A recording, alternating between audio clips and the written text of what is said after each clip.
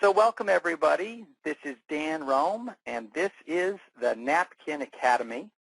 And today's lesson really is a very special one. Today's lesson is visual thinking, the magic of what we really do. And I do believe that what all of us do as we learn to become better visual problem solvers truly is magic. So when I talk about the magic that we do, I'm actually pretty serious, because I really do believe that we, as the people who wield the pens, as we are the people who spend time drawing and trying to clarify ideas, really do offer kind of a magic touch to many of the meetings and lessons that we participate in. And the things I want to share with you today are three real key lessons on why I think this stuff is so magical. 5 sort of why do we go about drawing pictures at all. Then I'd like to go ahead and spin that into one real-world case study, because I know it's interesting to talk about the theory, but in the end I think all of us are pretty interested in saying, how do we apply this stuff to real projects? And then I'm going to jump into a little preview of what I call the digital magic, which is I'm going to explain to you exactly how I am able to draw my little pictures in real time and have you be able to look at them in real time. And then I'd like to spend about 40 minutes on this webinar. I'd like to keep it not too long. And if we have time at the end, I'd like to give you a brief little history lesson on why what we do is so magical. So that's kind of an overview of how I want to handle the rest of the time we have together. So the 3 keys. These are the 3 big reasons why we do this. Here's key number 1, here's key number 2, and here's key number 3. Key number 1 tells us the reason why becoming a good visual thinker is so important to us is because when we think in pictures, we will think faster. We will think faster. Think how important that is. Number 2 is when we are good at using pictures to help us think, we're going to be able to think and communicate a lot more clearly, and think how important that is. And then the third one, the third key, the kind of the secret hidden one, is when we become really good visual problem solvers, we are going to be able to see things that are invisible to all the other people out there that are just talking about it. We are going to have the magic of actually seeing invisible opportunities, things that are invisible to other people. So those are what I call the 3 big keys. Now, before I really start going too far in telling you more about tools and giving you case studies, I just want to take a moment and kind of look at ourselves at this large group of people. I see a whole number of people have logged on now since we've gotten started. We literally have people from around the world. Who are we? I want us to take a moment and think about ourselves. Are we engineers? Are we marketing people? Are we business people? Are we writers? Are we students? Maybe we're teachers. Maybe we're parents. Are we finance professionals? Are we lawyers? Maybe we're politicians. Maybe we're salespeople. Maybe we're scientists. I've even had some pilots that I've had a chance to work with. Maybe we're people who build things. Whoever we are, I want us to recognize that we are pretty unique, because we are the people who really do pick up that pen and start drawing things out. So that's who we are in the broadest sense. So let's go ahead and talk about the fact that we're magicians. So here we are, all of us that are on this call. And I'd like to think that all of us have our top hats. We have our magic wand, which really is the pencil or the pen that we use to draw out all of our ideas and make them clear. And as magicians, people who draw, I'd like to think that we're in very, very good company. What I mean by that is, look at this fellow. Here's a guy, Leonardo da Vinci, back in the year 1487, and look what Leonardo had to say. He was talking to people who wanted to try to describe things, and he said, and those who wish to represent by words the form of man, relinquish that idea. For the more minutely you describe, the more you will confine the mind of the reader. And so it is necessary for us to draw. When I came across that quote, I thought, that's pretty incredible, because think of the person that it comes from. This is a person that was able to not only design systems for managing the flow of water, early systems for building fortresses and structures this is also someone who is able to create something as magnificent as the Mona Lisa. This is the same person. Think of the magic kind of a mind that someone like that has. And this is what I want all of us to try to strive for, is that ability to not just describe with words, of course, but to describe with pictures. And I want to show you another example of some good company that we're in. Another one of the greatest thinkers of all time, Albert Einstein. And look what Albert Einstein had to say. He said, I rarely think in words at all. I see things in visual images. And then those visual images have to be laboriously translated into conventional verbal terms so that other people can see them. And you know what? From now on, we're not going to go through that process of laboriously translating things, because what we're going to do is we are going to learn, of course, how to draw out what we mean. So now that we understand the magic that we have through our visual thinking process, let's think just really quickly about where this magic might be useful. So one of the places, of course, would be in business. I mean, wouldn't it be incredible if instead of having to just talk to each other all the time and write out long-winded reports, if we could actually see what it is that we were trying to describe to each other? And wouldn't it be remarkable in engineering if instead of having to rely on computational dynamics all the time, we could go ahead and draw out what it was that we were talking about and see how the pieces fit together and see how they needed to articulate, so that we could actually see what it was that we were trying to build. And think about how this kind of magic could apply in science. In particular, as we're starting to begin to get our machines, the computers that we use, to become hopefully more intelligent, imagine what it would mean if our computers could communicate back with us with simple drawings to be able to describe what they're thinking. Of course, wouldn't it be fascinating if in the law, instead of having to always talk about the letter of the law and creating really extensive legal briefs, if we could map out a diagram that said, here's what happened and here's what we think the impact of it was, and make sure that we all were able to actually understand what it is that we're talking about. And wouldn't it be remarkable if we could use our pictures when we went about the sales process? So instead of having to just talk at people all the time, we could show them the image of what it is that we wanted to convince them of or share with them. And of course, wouldn't it be wonderful if we could use our pictures as we talked about education? So instead of just having to have our students learn how to write their 5-paragraph essays and learn their grammatical syntax, also to be able to learn the syntax of creating simple pictures. And the last place where I think some magic of these pictures could help us, of course, would be in politics, to help us all understand what it is that our leaders are trying to explain, what are the motivations that we all have and the things that we want to try to work through from a policy perspective.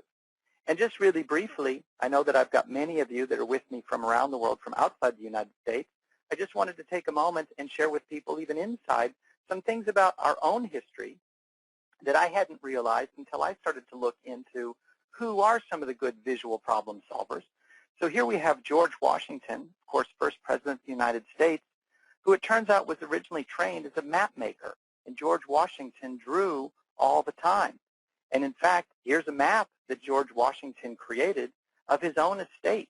He drew this map way back in 1766. Turns out that George Washington drew all the time. Not something that I'd been taught in my history classes. President Kennedy drew all of the time. Here is an example of some doodles and some notes that President Kennedy was taking way back in the year of 1961 as he was negotiating with, at that time, the Soviet Premier Khrushchev over the blockade of Cuba. And look at what Kennedy was drawing. He was drawing a picture of a boat. He was drawing something that looks like a chessboard. He was drawing a NATO flag. He was drawing Castro in a box. The ability to draw, to get our ideas to be clear. Here's Ronald Reagan, another famous president from American history, not so far back. Turns out that Ronald Reagan was incredible at drawing. He used to draw all of the time. In fact, these are some pretty good drawings. I don't know if anyone's ever on this call tried to draw a horse, but I can tell you it's very difficult to draw a horse. That's a pretty nice looking horse. One last person that I want to share with you, I think when I say that we're the magicians of drawing, we're in good company. This is President Barack Obama. Used to draw all the time, And in fact, it's possible to find some of his own drawings, and it turns out that President Obama, like many of the presidents before, is actually very talented at drawing. And that's not something that we would ever know about. And isn't that funny? Because when it comes to the world of politics and education, that ability to draw is so sadly not considered something that is so important. You know, I want to leave it with this point. Who says powerful people don't draw? They do, and guess what? We do. And by being clear with our pictures, we're going to become even more powerful in our ability to explain. So what I want to talk to you now is the 5 whys of why it is that visual problem solving is so important for us. Number 1, because it helps us be clear. Number 2, because it helps us retain ideas. Number 3, because drawing helps us focus. Number 4, because drawing helps us understand. And number 5, because drawing helps us and our audiences learn how to repeat our ideas in a very clear and consistent way. These 5 are so important, I want to take just a moment to go through each one of them. Drawing is important because it brings out the clarity of our ideas. It eliminates the blah, blah, blah that is always associated with too much descriptive talking. Too much talking. When we are able to draw out our picture, all of a sudden, it becomes incredibly clear what we're talking about. Retention, visual memory. It turns out that most of our memory is actually stored visually. That's why so many people find it so difficult to remember long, long poems or long, written pieces of text, is because we store so much of what we know as visual images. So when we want to convey a complex idea to someone and we want them to remember it, rather than printing out dozens of pages of PowerPoint documents, we will be far better off in creating that simple picture, which is so easy for everyone to remember in their own mind. Retention is critical. Focus. What I mean by this, and this is where I really like to emphasize the magic of drawing, and in particular, I think some of what I'm able to do right now, where I can draw in real time in front of most of you, is that when we are able to draw something, other people are really not able to look away at all. It's a really fascinating part of the magic that I refer to, this kind of neurobiological process that makes us just wide-eyed. When we see someone drawing in front of us, we can't look away. So the lesson here is when we want people to focus on the message that we are trying to deliver, all we have to do is, as we talk, draw out that message, and no one will ever be able to go to sleep. In fact, no one will even be able to look at their cell phone. No one will be able to go back to their BlackBerry or anything else, because our mind gets so captivated when we see a drawing taking place in front of us. Point number 4, the purpose of drawing is to get us to understand and see the whole picture. As we all know, especially those of you who've had a chance to look through some of the Napkin Academy videos, I'm a big believer in understanding how we think verbally, because knowing how we think verbally gives us a tremendous amount of ability to improve how we think visually. And this is the part that we really do need to focus on. Because, you know, if you think about it, all of us in our school, our education, from the time that we were kids, say from the time that we were 6 years old up until we were 16 or 36 or 56 or however old we are, we've always been told that the person who has the ability to talk, the person who is verbally articulate, is the person who is intelligent. And you know what? We know that that is less than half true, because for whatever reason we have chosen over the years to think that we need to really teach ourselves to be better verbal communicators. Don't get me wrong, it's absolutely important to be a good verbal communicator, but we've learned that really at the time that we've kind of denigrated our ability to be good visual problem solvers. And so this is what we, of course, are going to focus on, being able to see the whole picture as we go about trying to solve problems and explain our ideas. And the last one, again, I repeat it because it's about repeatability. The point I'd like to make here is that when we draw out our idea, and let me take my favorite little icon of a problem drawn simply. If we are able to draw it, and other people are able, what happens is the idea becomes incredibly viral. because it's not just the fact that we remember it in our mind's eye, but the fact is if I've made the drawing clear enough and simple enough, anybody else can make exactly the same drawing and communicate exactly the same idea that I was sharing. And all of a sudden, the repeatability of our idea becomes incredibly powerful. And that's when ideas really start to take off. So those are the 5 whys. Why do we want to draw? I want to talk for a moment about how are we all going to learn how to draw. And there's, of course, we've spent a lot of time, for those of you who've been through the Napkin Academy, knowing that I rely, in the end, on 2 essential how to draw tools. The first tool I call the 6x6, and the reason I call it that is because our mind can break the entire world down, any problem or any idea, into 6 elemental components. And those are who and what, how much, where, when, how, and why.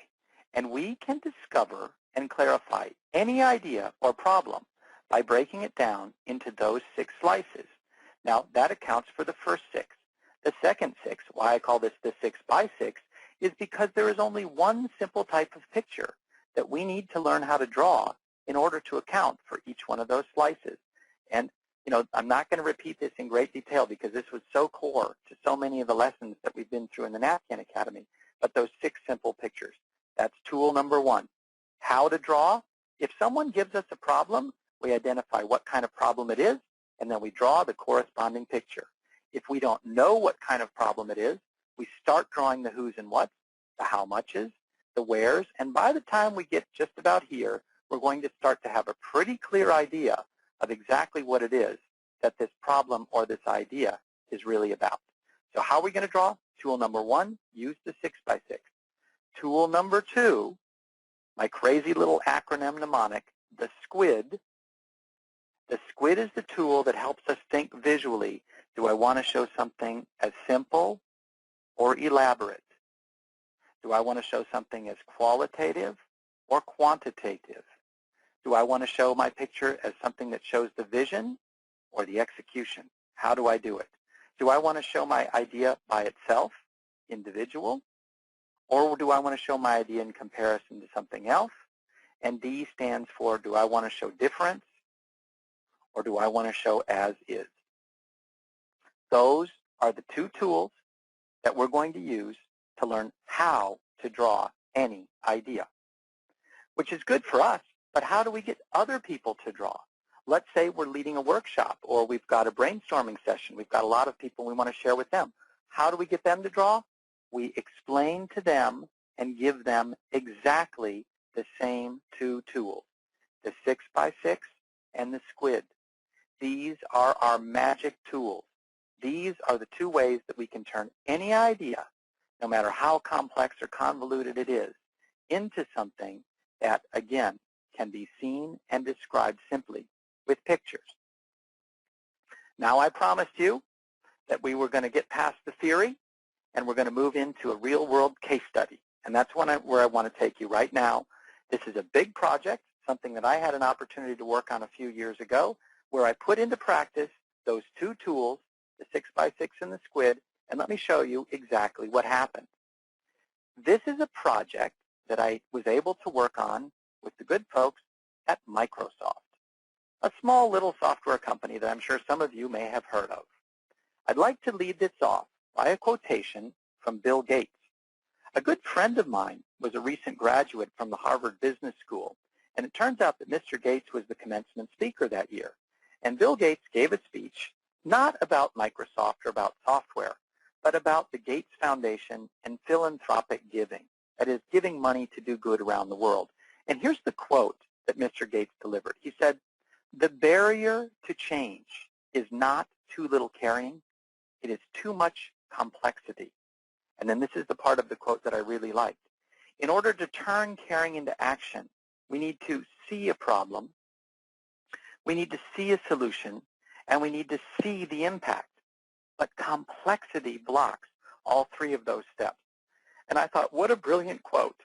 And you know, Mr. Gates, you couldn't be more right, especially when it comes to software. And I like to think that this is just my little dig on the way that we used to design software. This is a screenshot of a very old version of Microsoft Word from a long time ago. And this is what the screen would look like if you opened up every menu and every window that you had available. And I thought, isn't this telling? Because as Bill Gates so clearly stated, the problem that we have in figuring things out is that there's too much complexity. And if you think about all of the options that were available in those older versions of Word, it's amazing how much complexity there was. And it's really remarkable, that we were left this amount of space if we opened up every menu to actually go ahead and type our words in. And I don't say this as a dig on Microsoft. On the contrary, I give this as an example of where Microsoft has made massive changes and helps in the way that they approach software over the last few years, which leads me to the case study I wanted to share with you. So what we're going to look at for a moment are a bunch of spreadsheets. And I promise you I'm not going to torture you with these. The reason I was asked up to Microsoft is a guy named Chris Liddell, who was the CFO at Microsoft a couple of years ago, realized that folks at Microsoft in the financial analytics group, of which there are 2,000 financial analysts at Microsoft, these are the people that spend their day looking at complex spreadsheets like this one. And these are people who are really good at saying, I understand what's going on in that cell, and I compare it to that cell, and I compare it to that cell, and I look it over here, and then I pivot it this way, and I get a number, and that number actually means something. That gives me some insight, which is the whole point in doing financial analytics. But the problem the CFO identified was that going through this process is a very difficult thing to train someone to do, and it's very laborious and time-consuming. And so the challenge that was given to us was the CFO saying, would you guys like to help me think through what a future version of a financial analytics application interface might look like so that we don't have to go through all of these cells all the time, but we might be able to get the computers to help us out. And he said, would you be willing to help me design that interface? And the team I was working with said, absolutely, we would. And so we got started. And how did we start? Well, we used the magic. We started out by drawing. And the first thing that we did is we drew out who are the main characters that are going to be playing out the roles that we're going to identify as we work on this piece of software. And we identified 3 main characters, the CFO and 2 senior presidents, which just happens to be a term used at Microsoft to describe someone who runs a major division. Now, for any of you who've been through the 6x6 tool, you'll notice that what we've done is the first step we took is to identify who. We didn't let the problem overwhelm us. Remember, this is the rule of the 6x6. If we work our way around one slice at a time, the problem will not overwhelm us, but we can deconstruct it and map it out slice by slice. We start with the who, and that's exactly what we did. And then we started to map out when and how do those 3 characters interact with each other. And what we found out was that every quarter there is a business review, and the CFO calls together the 2 presidents and says, show me the how much. Show me your charts, which we all remember in the 6x6 is slice number 2, the how much slice. And what happens is one of the presidents shows some charts to the CFO, and he says, oh, aren't these really great numbers? And then another president shows her charts to the CFO, and they says, oh, I'm sorry, these are really bad numbers this quarter. And the CFO looks at these 2 things, and he says, wait a minute, you 2. I hate to tell you this, but you're not even comparing the same metrics. These insights are not as useful to me as I'd like. What I need you to do is go back to your offices and bring me 3 things. I need metrics that match. I need better backward-looking analysis so that we can have better forward-looking insight. The CFO slams the door, throws them out, says, don't come back until you can give me those things. Now, what we're doing as we're mapping this out through these simple pictures is we're beginning to understand what is the real underlying problem that exists in financial analytics, which is that there's too much information delivered through too many different kinds of metrics. So what happens is now our 2 presidents go out into the hallway and they say, my gosh, the CFO is asking for everything and we can never anticipate exactly what it is that he wants. What are we going to do? So what the two presidents do is they go back to their offices and they print out every single spreadsheet they have. They bring them back to the CFO, and guess what happens? The whole cycle repeats itself again. And this is what we mapped out and called the financial analysis paralysis cycle. And this is the real problem that our piece of software might want to solve. So now, here's the beauty of having created a picture like this. We can look at it and we can say, where in this cycle is it that we can make a change and break things down? And we said, well, what could our software do is fix this point right here where there is simply too much data coming in. And so let's go ahead and create something that's going to be a single interface, a single data interface that will allow multiple views of multiple sources of data at the same time. And then if these two presidents can show that to the CFO can look at it and manipulate the data in real time and get to the metrics and numbers that he's most interested in at that particular moment. And we thought, that's what our software really needs to do. It's not as if we need new shiny buttons or a new structure to the interface. We need something that is a single application that calls in multiple databases into a common interface, something we're going to call a portal. And so what we did is we then continued and we mapped out this kind of financial analytics portal. And I just want to show you really quickly what our first sketches looked like, because this is actually a page taken out of my notebook. You can see that this is hand-drawn, and this is one of our first models for what the interface might look like. And as you can see, we've broken the interface down into 4 quadrants. Each one of those quadrants pulling data from a different underlying financial database and then displaying it through a different type of visual. So one of those visuals might be a map that shows, say, head count around the world. Another visual might be a typical kind of time series chart that would show revenue versus profit over time. And then we introduced this whole idea of showing another type of information as a kind of a tree map or a heat map, which is extremely useful for showing what is the entire revenue of the company, and then break it down by individual division, and then be able to color it. And depending on what color we made things appear, we could show if something was green, that it was ahead of projection, and if something was red, it might be behind projection. And instantly, within seconds, you could get an entire overall view of the financial situation of the whole company. Now, that's the end of this case study, but I want to share with you what happened, because that's the really important part. And as I do, I want you to look at these pictures for a second. These drawings, the ones that I'm showing you now, hand-drawn little sketches, are exactly the images that we used when we were drawing on the whiteboard, and they're exactly the images that we used when we were talking to the senior executives at Microsoft. So for example, here are some images that I collected of when we were doing our actual whiteboard drawing. These were the pictures that we were drawing on the wall that became the images that I just showed you. And you can see that, they're very rough, they're very fast, they're exactly the kind of thing that I like to encourage all of us to do. These drawings were, again, of course, based on using the 6x6 model and working our way around slice by slice. And in the end, we ended up with the drawings that look like this. I just took a photo of these drawings with my camera and in my phone and then put them directly into PowerPoint, and those were the pictures that I showed the executives. Now, I'm going to tell you, I was terrified to go into a meeting and show senior executives at Microsoft drawings that looked like this, but you know what? We simply didn't have time to clean them up. And a really remarkable thing happened. When we showed the drawings that I've just shared with you in a big meeting full of senior people, the decisions that we were able to make about agreeing that we'd identified the right process cycle and agreeing that we'd identified the right issues for the interface were incredible.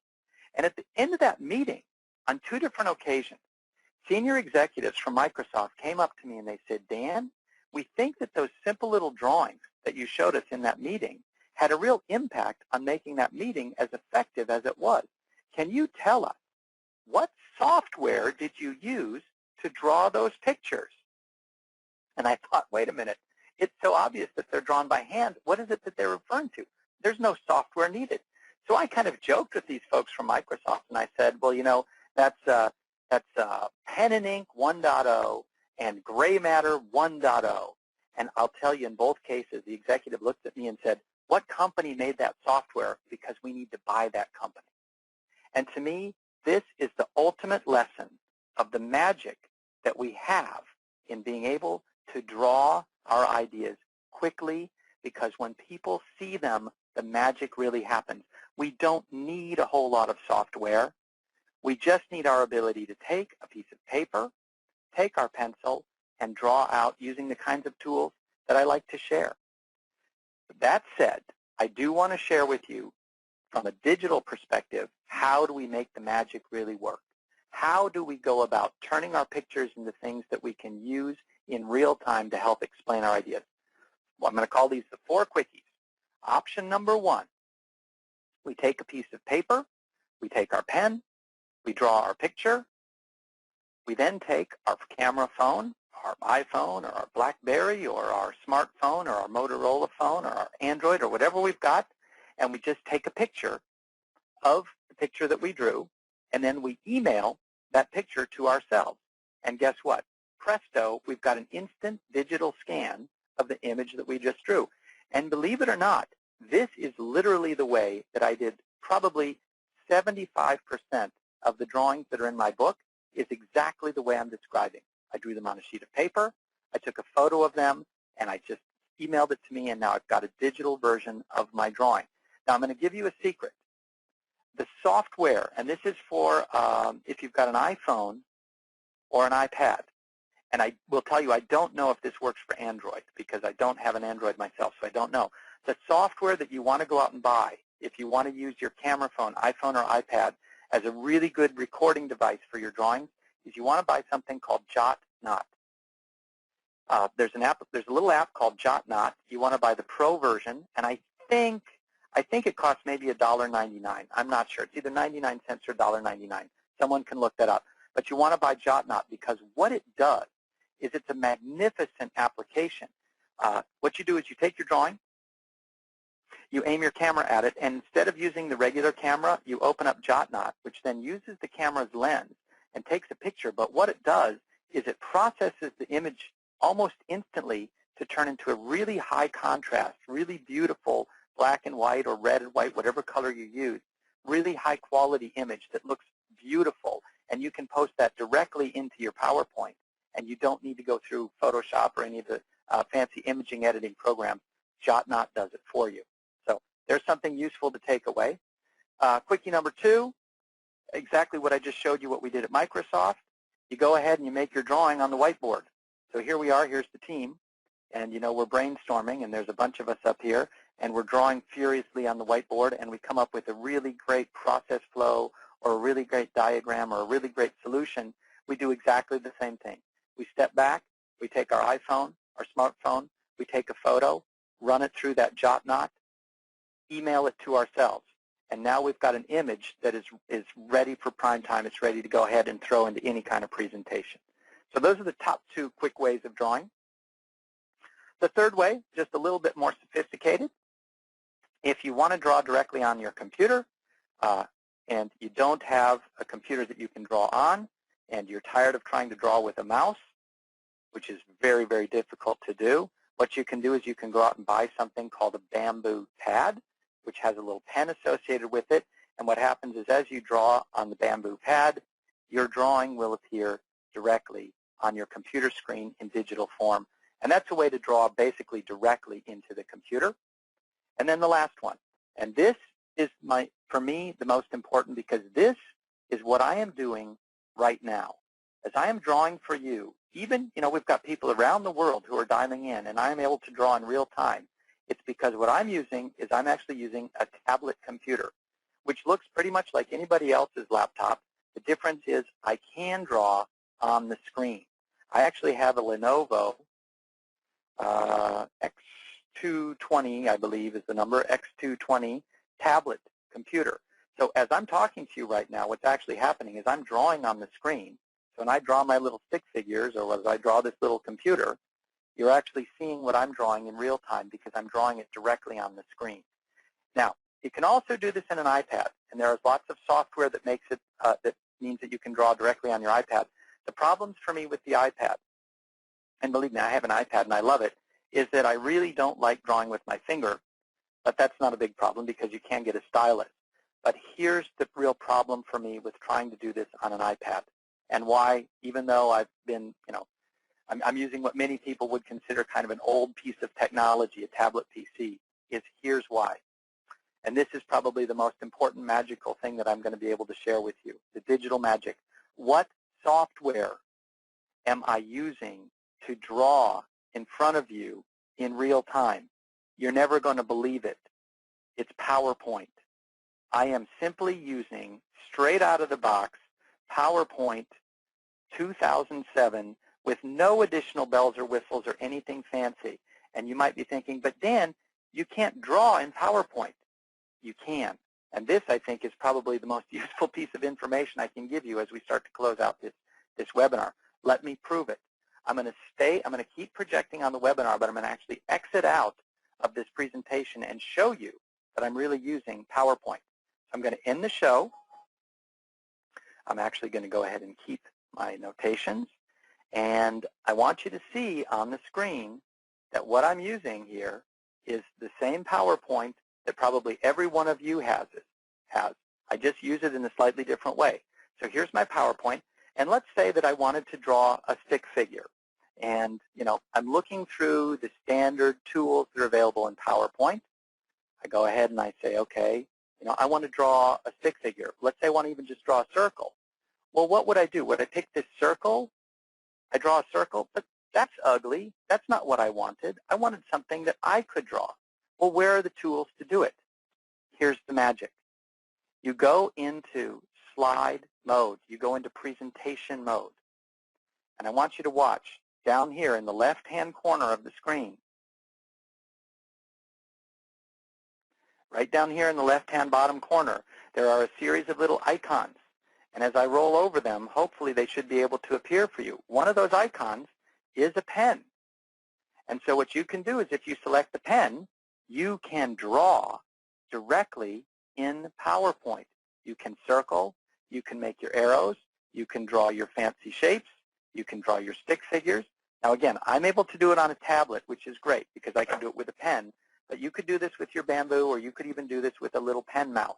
You don't need the tablet to be able to draw in PowerPoint. And the really nice thing is that when you're done and you decide to exit out of the program, you decide to leave PowerPoint, you say end the show, and it says, do you want to keep your drawings? And if you say keep, it now saves your little drawings as little vector art objects that you can copy and paste and move around. And isn't that something? I haven't met very many people who've been able to figure out that this is what PowerPoint allows us to do. So for those of you who have watched some of my Napkin Academy movies, every one of those movies is made doing exactly what I'm describing right now, drawing off the tablet PC using PowerPoint as the application and recording all of it through an application called Camtasia. And as we start to move into the next series of lessons, for those of you who are associates, I'll explain a lot more in detail about how we go through the process of doing this. But I just wanted to share it with you. So even if you won't be attending any future webinars, if you're going to stay at cadet level, and of course I'd encourage you to come to associate level so we can work through these things in greater detail. I want you to remember, you can use PowerPoint and a straight-ahead laptop machine as the most incredible drawing platform, and you don't need to go out and buy anything new. And I think that's pretty fantastic. So I want to close. We're at the 45-minute mark. I'm going to go for about another 5 minutes. If people need to sign off, please feel free. But I want to take you through the last thought, a little bit of a history lesson. Our magic is not new. The magic of visual problem solving is ancient, and I want to share with you where it came from. It actually started in what is now France a long time ago. What I mean is if we look at a map and we see here's France, middle of Europe, of course, Western Europe, and as we zoom in, we're going to zoom in closer and closer, and we're going to find that there's a beautiful river valley right here in the central part of France. And as we get even closer, we will see that we get closer as we zoom into this great canyon here where the river flows along. Well, if we were able to drop into that river, we'd see this beautiful gorge. And what's interesting is that at one point along this gorge, there is a gorgeous natural bridge. And people have been coming to this natural bridge for tens of thousands of years for relaxing. But it was only in the year of 1993 that a man named Monsieur Chauvet discovered that there was an entrance behind this natural bridge to an incredibly beautiful cave, which has now been mapped out and has since been known as the Cave of Chauvet, named after the man who discovered it in 1993. What makes this cave so remarkable is this is the oldest drawings that we have ever been able to find created by people anywhere on Earth. The most incredibly beautiful drawings. These are the oldest drawings that have ever been found from anywhere by anybody on Earth. And I've got to tell you, if you look at these horses, aren't these an incredible series of drawings of horses? And yet these are the most ancient pictures that we can find anywhere on Earth. And something that's fascinating is if you look at these four horses right here, these four beautiful horses, carbon dating tells us that they were drawn over a period of 800 years. For 800 years, people kept coming back to that cave and continuing to draw these same remarkably beautiful animals. Long, long eons before we have any recorded language. And you want to know when those drawings were actually made? They're made 32,000 years ago. And for any of you that have watched my Napkin Academy lesson on big numbers, you know that that's a number that's pretty much meaningless for most of us. 32,000 years is simply too big for us to get our heads around. So I wanted to draw a series of pictures, and I'm going to close with this. And thank you for the time that you've given me to share with you the magic of visual problem solving. By using our magic of drawing to draw out a different way of looking at 32,000 years so that we can actually see exactly what it is that we're talking about in terms of time. What I said is let's not think in terms of years. Let's think in terms of generations. That is to say the time from one parent to one child. And let's say that over history, that's averaged out at about 25 years per generation. And let's say that each one of these little characters that I'm going to draw represents one generation. And here we are today in the early 2000s. So if we go back in time to the time of Columbus, Christopher Columbus, back in the year 1492, this is how many generations have passed since the discovery of the New World by Christopher Columbus. And as I was drawing this picture, I thought, wow, that's actually not very many generations, isn't it? I thought Columbus was a long time ago. This is giving me a different perception of time. So let's go ahead and continue. Let's go all the way back 2,000 years to the beginning of the year numbering sequence that we use now, back to the time of Jesus Christ. There it is. That's all the generations that have gone back. There was Columbus, there was Muhammad, there's Jesus Christ. That's all the generations there have been. It's not very many. We can draw them on one little piece of paper. And I thought, well, let's go all the way back to the beginning of recorded history, 5,000 years ago. The very first evidence of writing in the form of hieroglyphics and cuneiform coming out of Mesopotamia and Egypt. This is the beginning of recorded history. Now, I want you to look at this picture for a moment. This, to me, is the most breathtaking picture that I have ever drawn. I grew up believing that history is long and that we have, if we think about 5,000 years since the beginning of recorded history, we have lots and lots of time.